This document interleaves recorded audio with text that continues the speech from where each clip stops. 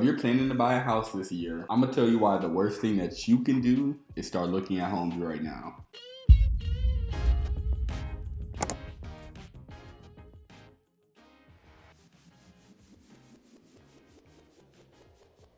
I know that sounds backwards, but that's how a lot of people do it. And if you skip the step that I'm going to give you in this video,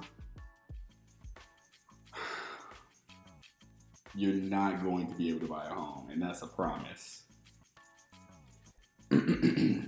So most people start the same way. They open Zillow, they scroll it a little bit, they look, they start sending listings to friends and family. They might even fall in love with a few properties.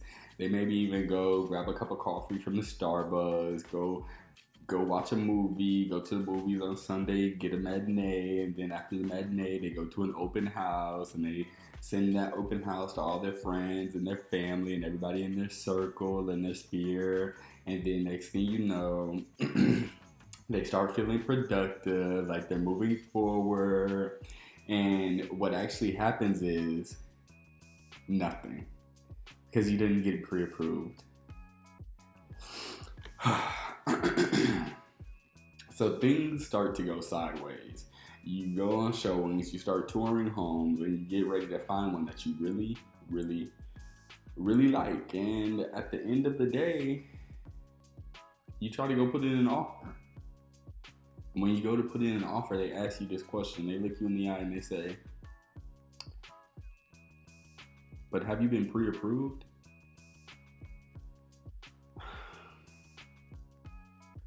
That's when you know you dropped the ball.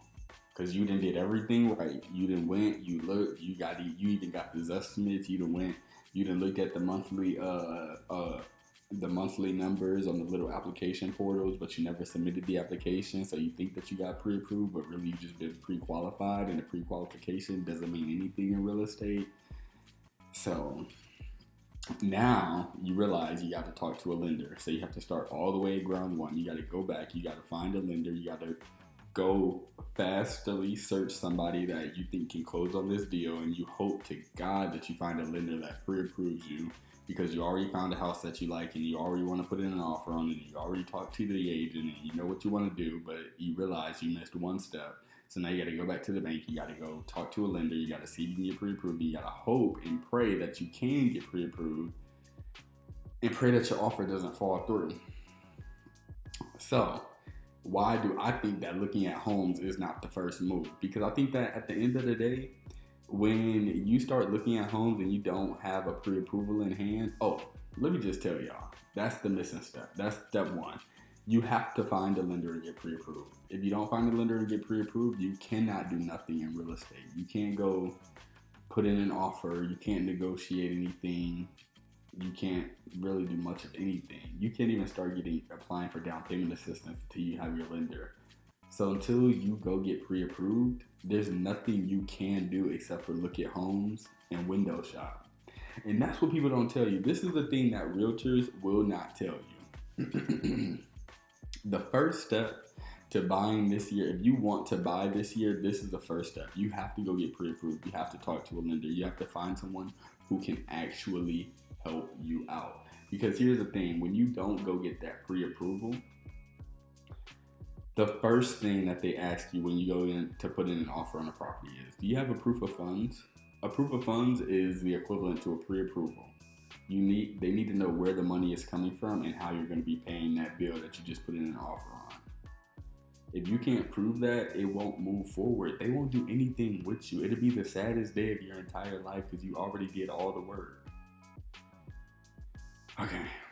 But once you go get pre-approved, you can stop guessing. You get real monthly estimates on what you'll owe, what your monthly payment is, how you can move forward. You know how much you can afford and how much you can get qualified for, and you know how much you can put in offers for. You can be more accurate and precise and detail oriented.